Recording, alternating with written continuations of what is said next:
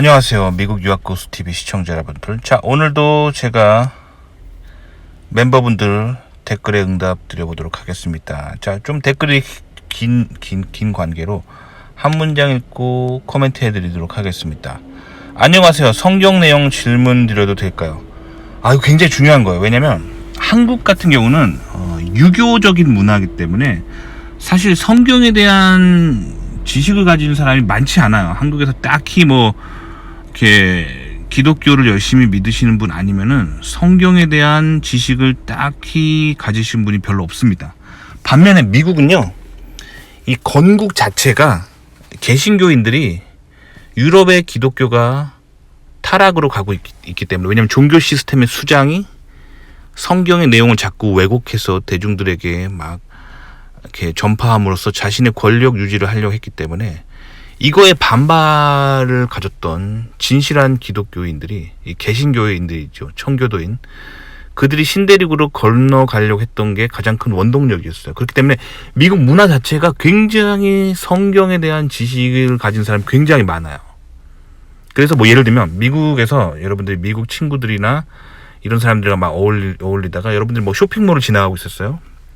그러다가 쇼핑할까 말까 막 망설이고 있을 때 막 미국 백인 친구가, 너 자꾸 그렇게 망설이면 롯의 아내처럼 될지도 몰라, 이렇게 하면 이게 지금 무슨 말인지 모르죠, 그쵸? 하지만 교회 오래 다니는 사람들은 무슨 말인지 아시죠? 롯의 아내, 소금 기둥, 뭔지 아시죠? 그러니까요, 봐봐요. 그런 이렇게 데일리 익스프레션 속에서, 그러니까 매일매일 하는 그런 대화 속에서 성경과 관련된 인용구들을 굉장히 많이 써요. 마치 한국 사람들이 사자성어 쓰듯이. 예를 들면 한국 사람들은 이제 중국의 고사성어에 관련된 그런 표현들이 되게 많죠. 예를 들면 너 자꾸 그러면 팽당한다, 이런 표현들, 토사구팽이란 얘기죠. 그럼 토사구팽이 뭐냐 하면 이제 이 중국의 이제 고대의 그런 유명한 이야기들을 막 이제 한국 사람들은 상식적으로 알고 있잖아. 마찬가지예요.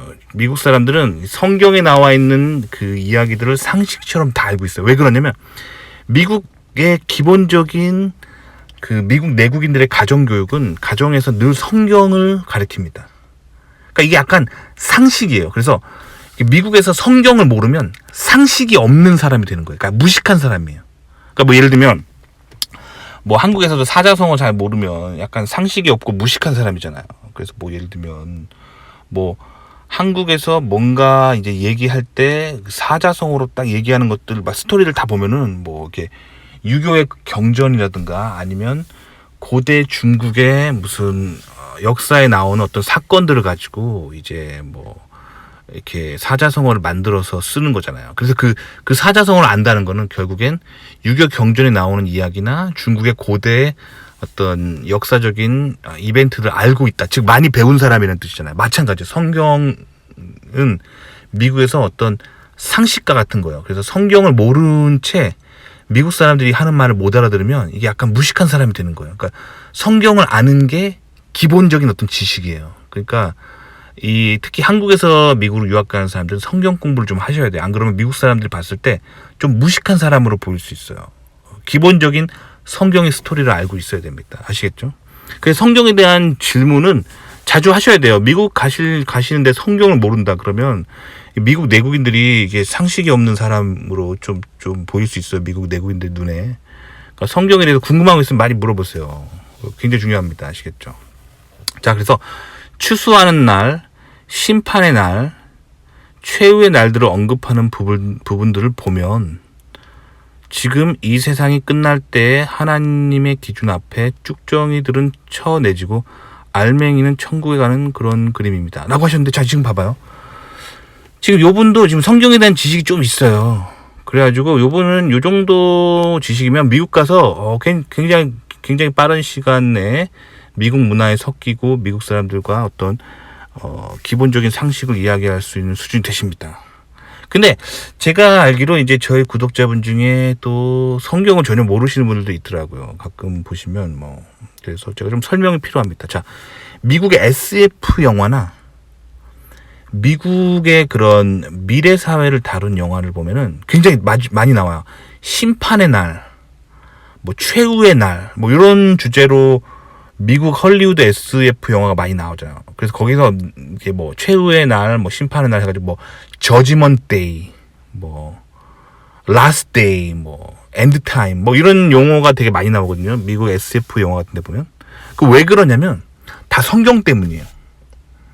그러니까 여러분들이 뭐 예를 들면 미국 SF 영화 같은 거 보면은 막 저지먼트 데이라고 막 나오잖아요. 그래서 뭐 서기 뭐 2150년 되면은 뭐 이제 인류의 문명이 거의 종말에 이르고 이제 인공지능이 막 인간을 지배하고 있고 막 인공지능 로봇가 막 길을 걸어 다니면서 등록되지 않은 인간들을 막 잡아가고 막 그런 어떤 최후의 날 저지먼트 데이라고 해서 막 그런 주제의 미국 헐리우드 SF 영화가 굉장히 많잖아요. 그 왜 그러냐면 그게 바로 이제 성경에 그런 귀절이 있기 때문이에요. 그래서 성경에 보면 창세기가 성경의 첫 챕터죠. 그리고 요한계시록이 성경의 마지막 챕터잖아요. 그래서 성경의 첫 챕터인 창세기에서는 인류가 어떻게 시작되었는지가 나와 있어요. 즉 하나님이 인간을 창조하신 스토리가 나와 있는 게 창세기입니다.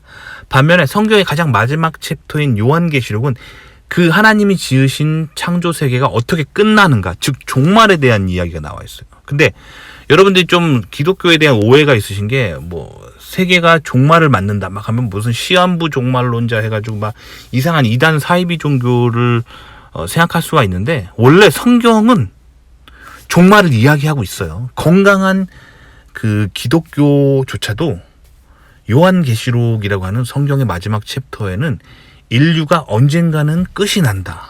언젠가는 인류 최후의 날이 온다라고 예언이 되어 있는 게 요한계시록입니다. 아시겠죠? 근데 이제 그거를 이제 뭐랄까 사이비 이단 종교들이 막 그 이론을 가지고 막 이상하게 막 비꼬아 가지고 사기를 치고 있는 게 이제 사이비 이단 종교죠. 뭐 그러니까 최후의 날이 오는데 그게 올해 연말이다. 그러니까 뭐 전 재산 다 나에게 헌금하면 모두 천국에 간다. 막 이런 사이비 교주들이 나타나는 거죠. 그건 사이비 교주고. 그러니까 왜 사람들이 사이비 종교에 빠지면 성경을 몰라서 그래요. 요한계시록을 잘 읽어보세요. 그러면 그 최후의 날, 심판의 날이 올 때 그 타임라인이 있어요. 타임라인. 그래서 그 천사가 나팔을 이렇게 불어요. 나팔을 불면서 신호를 줍니다. 지금은 첫 번째 나팔이 불렸다. 뭐 두 번째 나팔이 불렸다. 이렇게 요한계시록 잘 읽어보시면 그 마지막 날에 올 때 천사가 신호를 줍니다. 그 성경을 읽는 사람이 누구나 알아들을 수 있게. 아시겠죠? 그러니까 결국엔 사이비 이단 종교에 왜 빠지는지 알겠죠? 성경을 안 읽는 거예요. 성경을 안 읽고 그냥 어디 이단 사이비 교주가 말하는 것만 들으면 이단 사이비 종교에 빠지는 거예요. 성경에 다 나와 있습니다. 타임라인이. 아시겠죠? 그래서 요한계시록에 타임라인이 있다는 거예요. 자, 근데 어쨌든 이 미국 SF 영화에서 최후의 날, 심판의 날 이게 나오는 게 다 성경 때문이다. 아시겠죠? 자, 그래서 어쨌든 성경은 어떻게 말하고 있냐면 우리가 사는 이 세상, 응애하고 태어나서 죽을 때까지 한 100년 정도밖에 안 되는 이 세상이 잠시라는 거예요. 잠시. 그러니까 하나님이 이 땅에서 우리를 시험하기 위한, 우리의 믿음을 시험하기 위한 잠시예요. 이 세상은 잠시일 뿐이에요. 그게 성경이 말하는 거예요. 그 다음에 우리가 죽은 다음부터 영원한 세계가 있다는 거예요. 그래서 우리의 영혼이 파괴되는 게 아니라 죽으면은 하나님의 심판대 앞에 쓴다는 거죠. 그래서 천국에 갈 사람은 천국에 가고 지옥에 갈 사람은 지옥에 가는 거예요. 그 얘기는 뭐냐면 천국에 간 사람들은 영원한 낙원에서 행복하게 사는 거고 지옥에 가는 사람들은 영원한 형벌을 받으면서 고통받는다는 거죠. 그게 이제 성경이 말하고 있는 거예요. 그래서 이분이 지금 그걸 이해하는 거예요. 그래서 이 세상이 끝날 때 하나님 기준 앞에 쭉정이들은 쳐내지고 알맹이는 천국에 간다. 그런 거죠. 그러면 쭉정이란 뭐냐?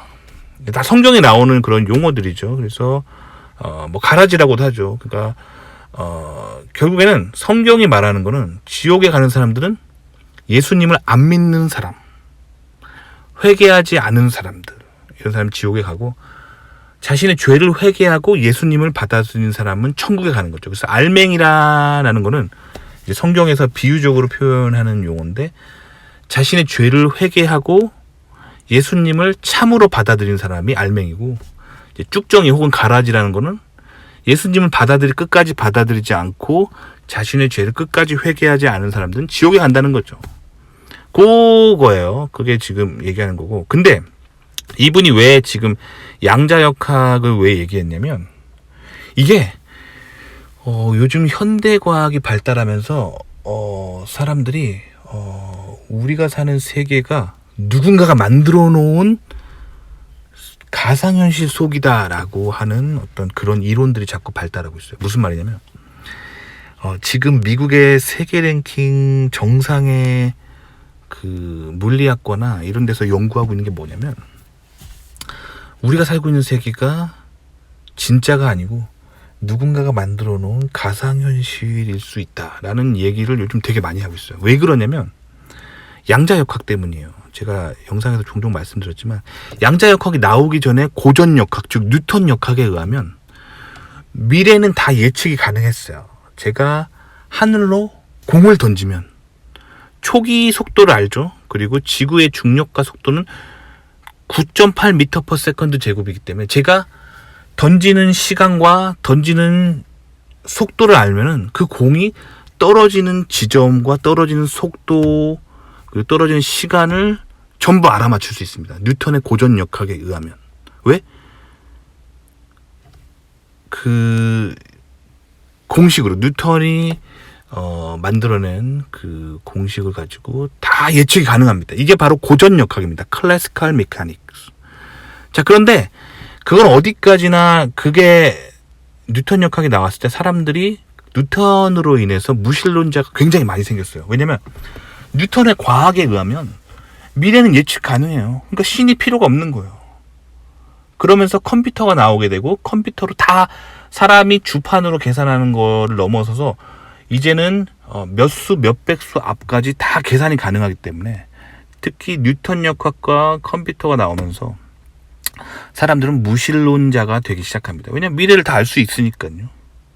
자, 그런데 이제 과학이 너무 발달하면서 이제 미시 세계, 즉 1m 미만, 1mm 미만, 1마이크로미터 미만, 1나노미터 미만의 이 분자들의 세계는 뉴턴 역학으로 설명이 불가능하다는 걸 알게 됩니다. 무슨 얘기냐면, 자, 아주 마이크로 나노 레벨에서의 어떤 분자의 운동이라든가 어떤 빛이 그 이동하는 뭐 광자의 이동 뭐 이런 거 같은 경우는 뉴턴 역학으로 설명이 안 되는 거예요. 설명이 안 돼요. 그 양자역학을 공부하다 그래서 사람들이 자꾸 정신병에 걸립니다. 왜냐면 말로 설명이 안 되는 현상들이 미시 세계를 관찰하다 보면은 나타나요. 그래서 뉴턴 역학으로는 미시 세계가 설명 불가능하고, 그리고 그렇기 때문에 이 미시 세계의 거동을 설명하기 위해 나온 이론이 양자역학인데, 양자역학에 의하면 이 세상은 예측 가능한 게 아니라 관측하는 순간 변하는 거예요.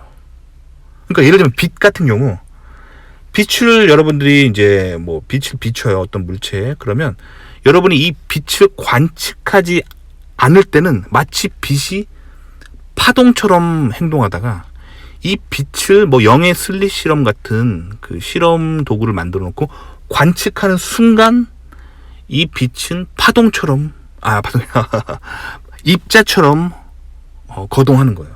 즉 내가 안 보고 있을 때는 빛은 파동처럼 움직이다가 내가 관찰하는 순간 입자로 뿅 변해가지고 입자처럼 행동하는 거예요. 이게 굉장히 충격적인 거예요. 이게 왜 충격적인 거냐면, 이게 그렇다면 우리가 살고 있는 세계가 컴퓨터 게임 속의 시뮬레이션이랑 비슷하다는 얘기예요. 컴퓨터 게임도 보면 그렇잖아요. 레이싱 게임 할 때 그 레이싱 게임의 플레이어가 보는 화면 앞은 렌더링을 하지만 모니터 밖은 안 보이잖아요. 즉 관측자가 관측할 때만 렌더링을 하는 거잖아요. 이게 컴퓨터 게임 시뮬레이션이잖아요. 근데 우리가 살고 있는 세계도 본질적으로 이렇다는 거예요. 관측하는 순간만 보인다는 거예요. 와. 그래서 양자역학 공부하다가 정신병에 걸립니다. 왜냐면 과학적으로 설명을 못해요. 양자역학을 과학자들 절대 설명을 못해요. 양자역학 이해할 수가 없어요. 그냥 그렇다 하고 그냥 그 관찰한 걸 그냥 얘기할 뿐이에요. 그러니까 빛을 관측하기 전에는 파동인데 빛은 관측하는 순간 입자가 된다라고 하는 말도 안 되는 그런 현상을 그냥 기술할 뿐이에요. 기술할 뿐이고 그게 왜 그런지는 그 사람들도 몰라요. 그러니까 이거 자꾸 드립하다 보면은 정신병에 걸리는 거예요. 그래서 실리콘밸리에 정신병원이 되게 큰 게 있거든요. 근데 거기에 박사들 되게 많아요. 양자역학 공부하다가 정신병 걸려가지고 그렇게 정신병원 다니는 그런 교수나 그 박사들 되게 많습니다. 그러니까 이 양자역학 공부하다 왜 정신병에 걸리냐면 무신론적으로 접근하기 때문에 그러는 거예요. 신은 없다라는 가정하에 과학이 모든 것을 설명할 수 있다는 사상으로 접근하기 때문에 정신병이 걸린 겁니다. 그러니까 뉴턴 역학까지는 과학으로 설명할 수 있어요. 뭐 예를 들면 제가 테니스 공을 하늘로 던지면 몇 분 몇 초 후에 땅에 떨어지는지 다 예측할 수 있어요. 근데 그건 어디까지나 거시적인 세계까지만 그런 거고 미시적인 세계는 과학으로 설명할 수 없습니다. 과학으로 설명할 수 없어요. 그러니까 양자역학 공부하는 사람들은 사실 그 사람들이 지금 과학으로 양자를 설명하고 있는 게 아니에요. 그게 아니라 양자가 보여주고 있는 현상을 측정 장비로 측정한 결과만을 그냥 보여주고 있는 거예요. 그러니까 양자역학은 아무도 제대로 설명하고 그 이론을 제대로 설명할 수 있는 사람은 없는 거예요. 아시겠죠? 그러니까 결국 무신론적으로 접근하다 보면 그래서 양자역학 하다 보면 정신병이 오게 되어 있습니다. 굉장히 조심하셔야 돼요. 양자역학 공부하시는 분들은 머리 뽀개지게 연구해도 왜 그런지 몰라요. 개인적인 생각으로 저는 이제 개신교인으로서 저는 알 것 같습니다. 알 것 같아요. 하나님이 이 세상을 만드셨잖아요. 그렇기 때문에 우리가 살고 있는 세계는 하나님이 만들어 놓은 그런 창조 세계인 거죠. 그리고 성경에 의하면 이 세상은 잠시예요. 그리고 이 세상에 우리가 육신의 몸을 가지고 태어났지만 이 육신이 끝나는 순간, 우리의 생명이 끝나는 순간 우리의 영혼은 육신을 떠나서 하나님의 심판대 앞에 섭니다. 그리고 천국행, 지옥행이 결정납니다. 근데 성경은 클리어하게 말하고 있어요. 오직 죄를 회개하고 예수 그리스도를 구세주로 믿는 자만이 천국에 간다라고 예수님이 말씀하셨습니다. 예수님이 말씀하셨잖아요. 내가 길이요 진리요 생명이니 나를 통하지 않고서는 아버지께로 갈 자가 없다라고 하셨잖아요. 그러니까 결국에는 예수 그리스도를 믿음으로써 천국에 가는 거죠. 그게 이제 성경이 말하는 세계관인데, 이 과학이 발전하면 발전할수록 이제 그 신의 영역까지 이제 인간이 막 알려고 하는 그런 걸로 가고 있는 거예요. 그러다 보니까 이제 하나님이 만들어 놓으신 이 창조 세계의 비밀이 이제 과학에 의해서 조금씩 풀리고 있는데, 근데 양자역학의 이 딜레마를 보고도 과학자들은 여전히 신은 없다라고 말합니다. 신은 없고, 왜 그런지 모르겠지만 관측하는 순간과 관측하지 않는 순간 그냥 이 세계는 다를 뿐이다 라고 또 설명하니까 이제 여기서 자꾸 이상한 이론들이 나오는 거예요. 뭐 그 홀로그램 우주론에서부터 다중 우주론에서부터 뭐 그런 거예요. 이 세계는 가상현실이다, 뭐 이런 이론들이 자꾸 발달하는 거예요. 근데 그게 결국에는 신을 자꾸 인정하려고 안 하려고 하니까 막 그런 이상한 이론들이 만들어지는 거고, 정신적으로 굉장히 혼란이 오는 거예요. 아주 심플해요. 이 세상은 하나님이 만드신 세상이고, 인간은 이 100년간 이 세상은 잠시일 뿐이고 죽은 후에 진짜 세계가 있다는 거예요. 아시겠죠? 그러니까 저는 뭐 이런 양자역학이나 뭐 이런 거를 받아들일 때 별로 혼란스럽지 않아요. 그냥 저는 양자역학 이론을 딱 보자마자 역시 우리가 살고 있는 세계는 잠시이고 우리가 죽은 후에 나의 영혼이 가는 진짜 세계가 있구나, 나는 천국에 꼭 가야겠네, 이런 생각을 저는 하게 되겠죠. 아시겠죠?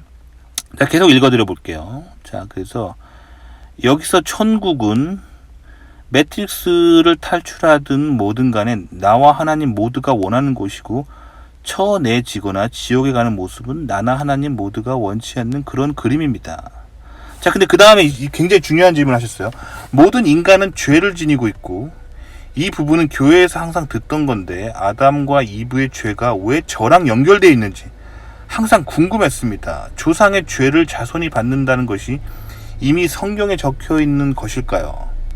하나님이 예수님을 보내셔서 그 죄를 쉽게 만들어 주셨다는 것을 믿고 받아들이는 사람만이 죄를 벗어나게 되고, 그래야만 사후 영혼의 세계에서 천국에 가게 된다. 그리고 예수님을 믿기만 하면 천국에 가는 건지 여기서 더 다음 단계들이 있는 건지도 궁금합니다. 그리고 또 누군가 예수님을 믿으니 나쁜 짓을 저지르고 다녀도 되냐고 묻는다면 어떻게 답변해야 될까요? 라고 하셨는데, 자, 일단 이 님이 물어보신 거는 전부 성경에 나와 있어요. 근데 이제 성경을 좀 더 공부하시면 됩니다. 성경이 다 나와 있어요. 근데 성경이 워낙 이 텍스트가 방대하기 때문에 이거 뭐 엄청난 분량이잖아요. 그렇죠?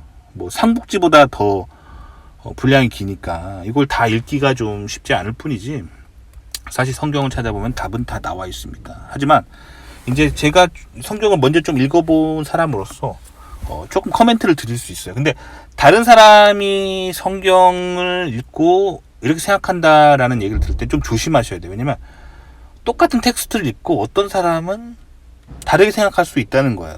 그렇기 때문에 님의 눈으로 성경을 직접 찾아보시고 왜 그런지를 꼭 아셔야 돼요.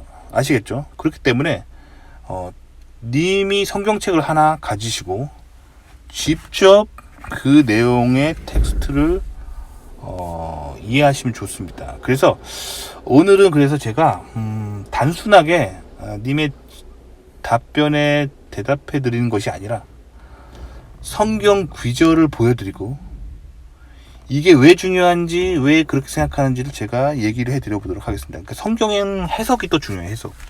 똑같은 텍스트를 보고도 황당하게 이상하게 생각하는 사람들이 또 있어요. 그러니까 성경은 해석이 굉장히 중요합니다. 성경을 해석할 때 기본적인 원리는 뭐냐면, 성경 말씀은 하나님의 말씀이다라고, 신의 말씀이다라고 읽는 태도가 굉장히 중요합니다. 근데 성경을 마치 그리스 로마 신화에 나오는 신화 정도로 해석하고 그거를 인간의 생활 방식과 비교해서 해석하기 시작하면은 이게 좌파진보적 해석이거든요. 그러니까 성경을 좌파진보적으로 해석하면은 엉뚱한 결론에 도달하게 됩니다. 아시겠죠? 그래서 유럽이 타락했던 이유가 이 성경을 좌파진보적으로 해석했기 때문이에요. 그러니까 성경을 해석할 때는 말씀 있는 그대로, 적힌 그대로 해석하는 태도가 굉장히 중요합니다. 이렇게 해석하는 태도를 성서주의라고 하는데, 이게 기본적으로 그 미국을 건국한 필그림들이 성경을 읽었던 방식입니다. 반면에 이제 유럽에 남겨진 자들은 계속 성경을 종교 시스템의 수장의 권력 유지를 위해 자꾸 사용했기 때문에 성경을 자꾸 인간의 기준으로, 자꾸 인간의 상황에 맞게 자꾸 해석하려 했던 거죠. 뭐 예를 들어 볼게요. 동성애가 그 대표적인 예입니다. 자, 동성애는 성경에 6번이나 반복적으로 동성애는 죄다, 동성애는 죄다, 동성애는 죄다라고 6번이나 나와 있어요. 성경 구절에 한 구절만 나와 있어도 그것은 하나님 말씀인데, 성경 말씀인데 6번이나 나와 있어요. 그리고 아주 클리어하게 나와 있어요. 동성애는 죄다라고. 자, 그런데 이렇게 클리어하게 나와 있어요. 그러니까 성경을 읽을 때 기본적으로 동성애라는 것은 성경에서 하나님의 말씀에 의하면 죄구나, 배드구나, 이렇게 아시면 돼요. 이게 바로 성경을 읽는 기본적인 태도입니다. 아시겠죠? 그런데 좌파진보적으로 성경을 해석하는 좌파진보 성경 이론가들이 있어요. 이 사람들은 성경 말씀을 왜곡합니다. 어떻게 왜곡하냐면, 아니 동성애는 과거에 전통 사회 같은 데서는 인구 증가가 중요했기 때문에 성경의 저자들이 동성애는 부정적으로 그렇게 적었을 것이다, 이렇게 막 추측하는 이런 이론들은 결국에 보면 이게 결국 인본주의잖아요. 성경은 신의 말씀이다라고 받아들이는 게 아니라 성경을 쓴 저자가 그 성경의 텍스트를 그렇게 적어놓고 사람들에게 자꾸 믿도록 강요한 다음에 그걸 가지고 사람들을 지배하려고 했던 이데올로기다. 이렇게 보는 게 이제 좌파 진보적인 관점이거든요. 인본주의.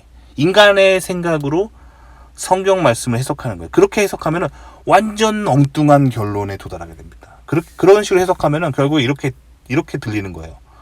과거에 뭐 족장 부족 시대에는 원시 시대이기 때문에 인구 증가가 그 민족의 그 국가의 굉장히 중요한 요소였기 때문에 동성애를 하는 사람들은 국가의 힘을 약화시키고 부족의 힘을 약화시키기 때문에 그래서 그것을 부정적으로 성경의 저자는 텍스트에 그렇게 묘사해서 퍼뜨렸을 것이다. 이렇게 주장하는 게 완전 인본주의죠. 그럼 거기 이런 주장의 가정은 뭐냐면 또 이거는 신은 없다요. 신은 없어. 이건 그냥 인간들이 만들어서 또 누군가를 지배하기 위해서 퍼뜨렸던 것이다 라고 잘못된 해석을 하는 거죠. 이게 좌파 진보예요. 그래서 좌파 진보적으로 성경을 해석하면 절대 안 됩니다. 성경은 좌파 진보적으로 해석하면 안 돼요. 인본주의적으로 해석하면 안 돼요. 인간의 관점으로 해석하면 안 됩니다. 성경은 적힌 그대로 하나님이 우리에게 주신 말씀이다라는 관점으로 해석하면 성경이 쭉 보이고, 그렇게 성경을 읽을 때 이 세상 모든 그 문명들이 쫙 보입니다. 그래서 성경을 그 성서주의적인 관점으로 하나님이 주신 우리에게 주시는 말씀이다. 하나님이 우리가 인생을 살기 위해 꼭 읽어야 되는 매뉴얼이다. 라는 관점으로 보는 사람들은 이 세상을 이렇게 쭉 통으로 볼 수 있는 지혜가 생겨요. 그러니까 미국이 강한 이유가 이거예요. 가정에서 성경을 공부하기 때문에 이 사람들이 요걸 가지고 세상을 보기 때문에 이 미국이 굉장히 강한 국가가 된 거예요. 마찬가지요. 영국, 대영 제국이 이렇게 강한 인류 역사에 큰 족적을 남길 수 있었던 그 이유도, 그 비결은 성경입니다. 성경에서 이 세상을 보는 정확한 눈을 얻었기 때문에, 왜냐면 이 세상은 하나님이 만드신 세상이기 때문에 성경을 읽고 성경 중심적으로 세상을 바라볼 때 세상이 정확하게 보여요. 반면에 좌파 진보적으로 보게 되면 세상이 삐뚤어 보이게 됩니다. 그래서 좌파 진보적으로 세상을 보는 사람은 뇌가 완전 편향돼 가지고 항상 잘못된 결론을 내기 때문에 인생이 항상 망하고 사업도 항상 망하고 하는 일도 다 잘 안 돼요. 그러니까 좌파 진보적으로 세상을 보시면 안 됩니다. 좌파 진보적으로 세상을 보는 거는 이 세상을 하나님이 만드셨는데 하나님은 없다. 인간이 바라보는 눈으로 세상을 해석하게 되면은 이 인간이 얼마나 부족한데요. 이 부족한 인간이 보는 세상으로 세상을 해석하게 되면은 세상을 잘못 해석하게 되고 삶이 엉뚱한 방향으로 가게 됩니다.